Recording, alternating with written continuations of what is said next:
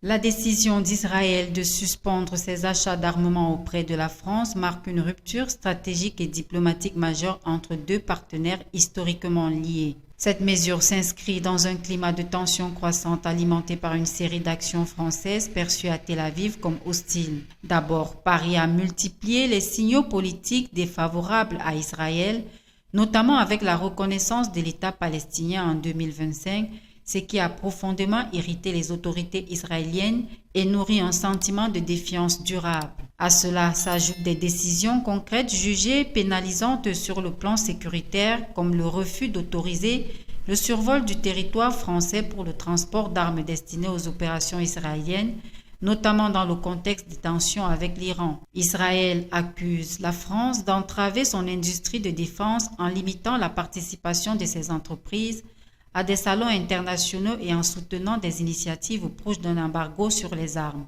Face à ce qu'il considère comme une atteinte directe à sa sécurité et à sa souveraineté stratégique, Israël a choisi une riposte ferme, mettre fin à toute dépendance vis-à-vis de la France en privilégiant la production nationale et les partenariats avec des alliés jugés plus fiables. Au-delà de la dimension économique, cette décision traduit un basculement géopolitique plus large, où la logique de puissance et d'autonomie militaire l'emporte sur les relations diplomatiques traditionnelles, reléguant la France à un rôle marginal dans les équilibres sécuritaires du Moyen-Orient.